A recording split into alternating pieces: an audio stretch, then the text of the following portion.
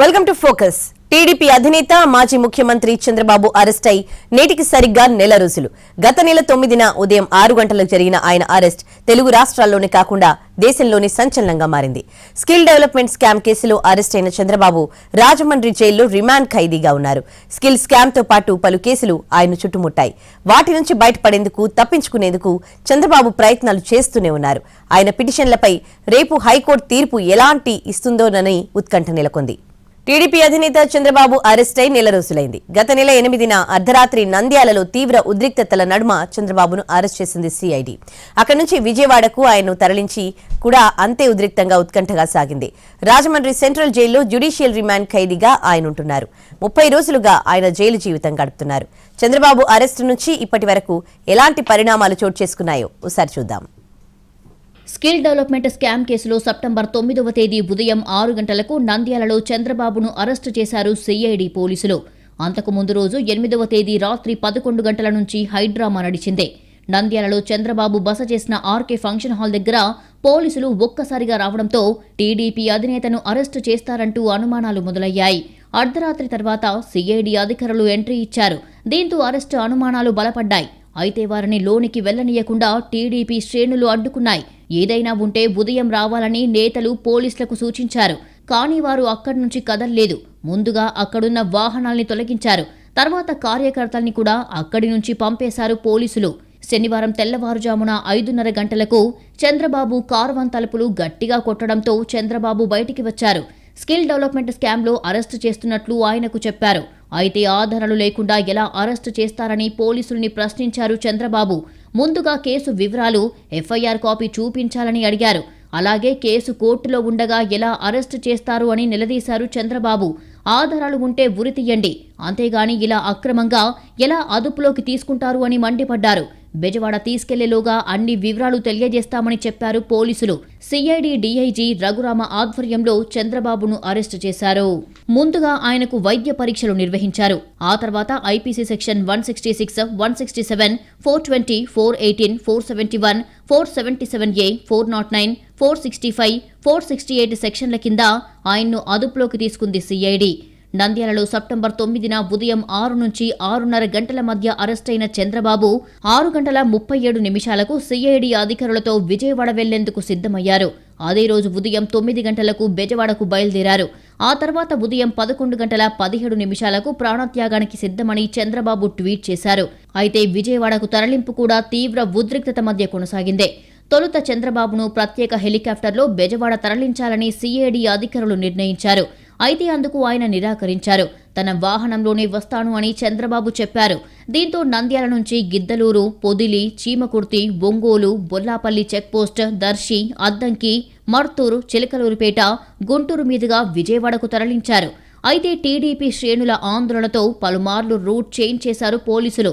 మధ్యాహ్నం 12:15 బాబు convoy route మార్పు చేశారు. మధ్యాహ్నం 2:45 చిలకలూరిపేటలో స్వల్ప ఉద్రిక్తత చోటు చేసుకుంది. దీంతో అక్కడ బాబు కాన్వాయ్ కాసేపు ఆగింది.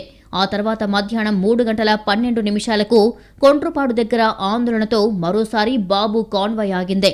ఈ సందర్భంగా చంద్రబాబు కారులో నుంచి కిందికి దిగి కార్యకర్తలతో మాట్లాడారు. ఎట్టకేలకు ఆ రోజు సాయంత్రానికి తాడేపల్లిలోని సిట్ ఆఫీస్కు చంద్రబాబును తరలించారు సిఐడి అధికారులు. సిట్ ఆఫీస్ దగ్గరికి చంద్రబాబు కాన్వాయ్ రాగానే అక్కడ హైటెన్షన్ నెలకొంది. పోలీసులు సిట్ ఆఫీస్కు 1/2 కిలోమీటర్ దూరం వరకు బారికేడ్లు పెట్టి అందరినీ నియంత్రించారు. శనివారం అర్ధరాత్రి దాటి వరకు బాబును ప్రశ్నించారు సిఐడి అధికారులు. విచారణ సమయంలోనే చంద్రబాబు కుటుంబ సభ్యులు సిట్ కార్యాలయానికి వచ్చి ఆయన్ను కలిశారు. భువనేశ్వరి, లోకేష్, బ్రాహ్మణి, బాలకృష్ణ చంద్రబాబును కలిశారు. మరోవైపు చంద్రబాబు విచారణలో సిఐడి అధికారులు వ్యూహాత్మకంగా వ్యవహరించారు. మొదట చంద్రబాబును రాత్రి కోర్టుకు తీసుకొస్తారు అని అంచనాతో ఏసీబీ కోర్టు జడ్జి కూడా కోర్టు సమయం ముగిసినా రాత్రి 10 గంటల వరకు వేచి చూశారు. ఆ తర్వాత వెళ్లిపోయారు. స్కిల్ డెవలప్మెంట్ కేసులో జరిగిన విచారణలో లభించిన ఆధారాలు, సాక్ష్యాలను ముందు పెట్టుకుని మరీ అధికారులు చంద్రబాబును ప్రశ్నలు అడిగారు. మొత్తం మీద శనివారం సాయంత్రం 5:30 గంటలకు మొదలైన విచారణ మరుసటి రోజు ఆదివారం తెల్లవారుజాము వరకు కొనసాగింది. అయితే ఆదివారం తెల్లవారుజామున 2:30 గంటలకు వైద్య పరీక్షల కోసం చంద్రబాబును విజయవాడ ప్రభుత్వాసుపత్రికి తీసుకెళ్లారు. అక్కడ వైద్య పరీక్షల తర్వాత మళ్లీ సిట్ ఆఫీస్కు తీసుకొచ్చారు.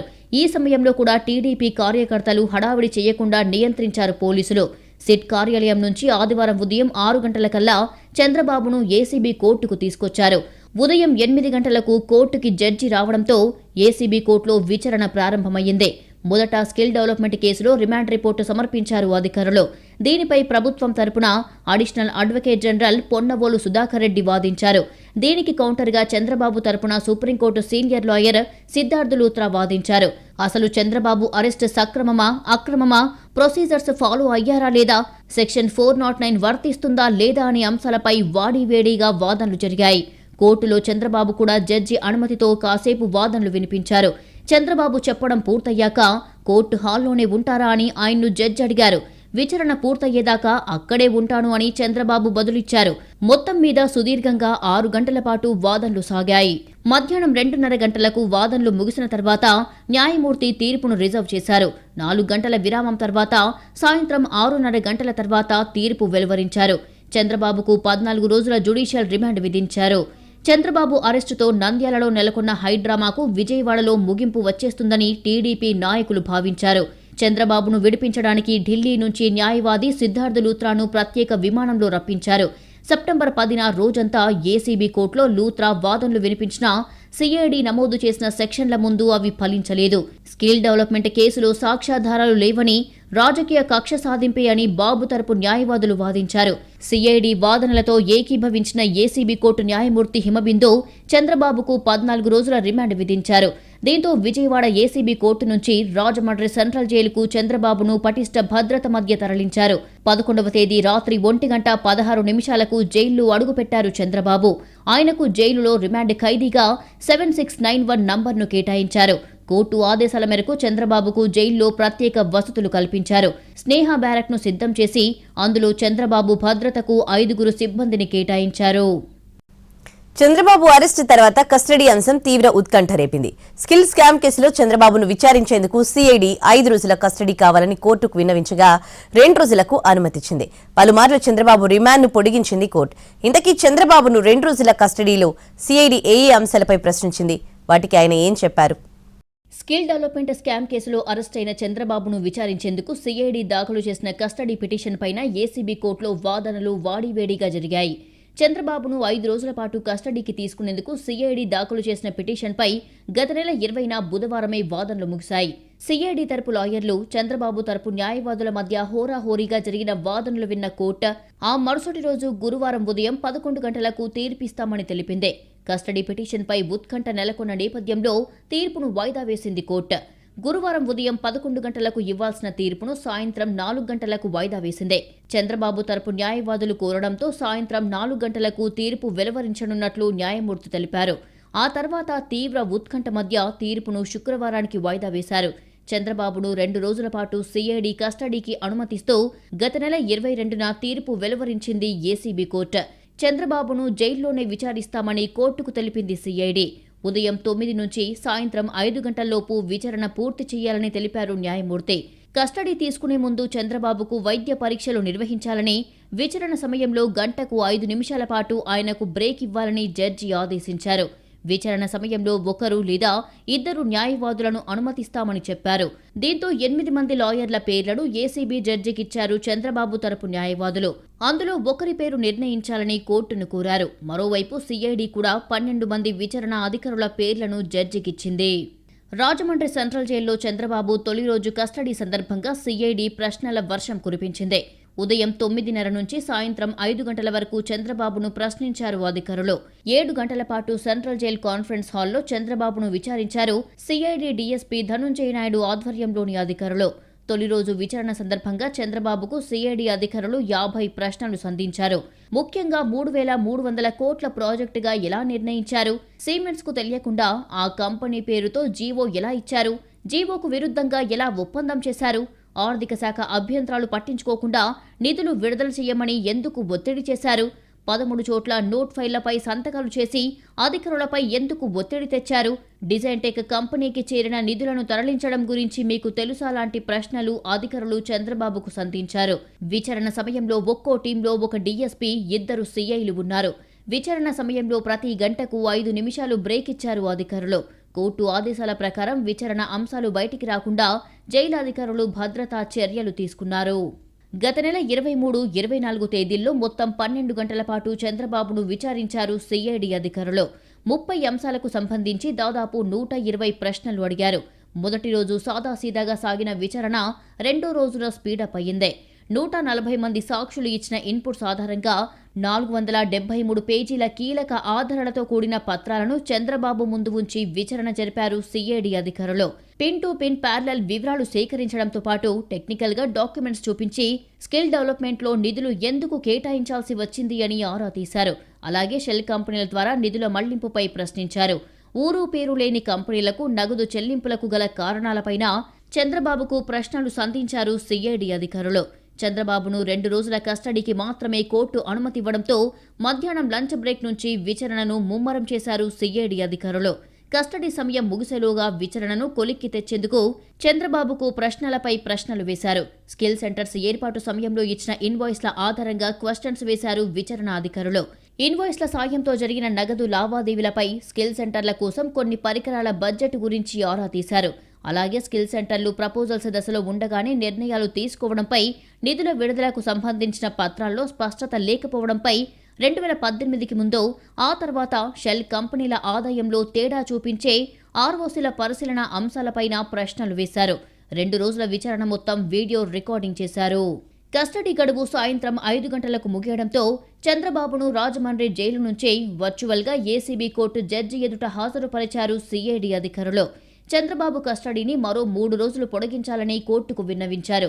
చంద్రబాబు రిమాండ్ను మరో 11 రోజులు పొడిగించారు ఏసీబీ కోర్టు న్యాయమూర్తి. అక్టోబర్ 5 వరకు పొడిగించిన రిమాండ్ను మరోసారి పొడిగించింది. రెండో దఫా విధించిన రిమాండ్ ఈ నెల 5న గురువారంతో ముగిసింది. దీంతో జైలు అధికారులు చంద్రబాబును వర్చువల్గా జడ్జి ఎదుట హాజరుపరిచారు. మరోవైపు జ్యుడిషియల్ రిమాండ్ పొడిగించాలంటూ ఏసీబీ కోర్టులో సిఐడి మెమో దాఖలు చేసింది. దీన్ని పరిగణలోకి తీసుకున్న కోర్టు చంద్రబాబు జ్యుడిషియల్ రిమాండ్ను మరో 2 వారాల పాటు పొడిగిస్తూ ఆదేశాలు జారీ చేసింది. ఈ నెల 19 వరకు చంద్రబాబు రిమాండ్ కొనసాగనుంది. రాజమండ్రి సెంట్రల్ జైల్లో రిమాండ్ ఖైదీగా ఉన్న చంద్రబాబుతో ఇప్పటి వరకు 3 సార్లు ములాఖతయ్యారు ఆయన కుటుంబ సభ్యులు. ఈ నెల 6న భువనేశ్వరి, లోకేష్, బ్రాహ్మణులు జైలుకు వెళ్లి చంద్రబాబుతో 45 నిమిషాల పాటు మాట్లాడారు. గత నెల 25న భువనేశ్వరి, బ్రాహ్మణితో పాటు అచ్చెన్నాయుడు కూడా వెళ్లి ములాఖతయ్యారు. అంతకుముందు అంటే చంద్రబాబు అరెస్ట్ అయిన తర్వాత 12వ తేదీన మొదటిసారిగా రాజమండ్రి జైలుకు వెళ్లి ఆయనతో కలిశారు కుటుంబ సభ్యులు. అప్పుడు కూడా భువనేశ్వరి, లోకేష్, బ్రాహ్మణులు 45 నిమిషాలు చంద్రబాబుతో ములాఖతయ్యారు. గత నెల 30న చంద్రబాబు కోసం వినూత్నంగా మోత మోగిద్దాం కార్యక్రమాన్ని నిర్వహించారు.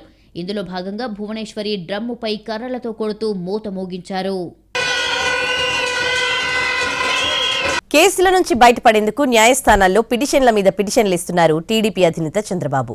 సోమవారం చంద్రబాబుకు అత్యంత కీలకం కానుంది. Supreme court, AP high court, Vijayawada ACB కోర్టులో పలు పిటిషన్లపై తీర్పు వెలువడనుంది. ఇందుకీ ఆ పిటిషన్లేవి, ఏ కోర్టుల్లో ఏ పిటిషన్లపై ఎలాంటి వాదనలు జరిగాయి, అసలు చంద్రబాబుకు బెయిల్ ఆలస్యానికి కారణమేంటి?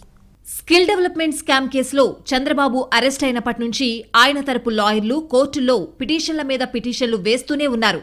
అలాగే సిఐడి పిటిషన్లపైన వాదనలు హోరాహోరీగా ఉన్నాయి. ఏసీబీ కోర్టు, హైకోర్టు, సుప్రీంకోర్టులో దాఖలైన పలు పిటిషన్లపై జరిగిన వాదోపవాదాలు నువ్వా నేనా అన్నట్లుగా ఉన్నాయి. ఈ నెల 9వ తేదీ చంద్రబాబుకు అత్యంత కీలకం కానుంది.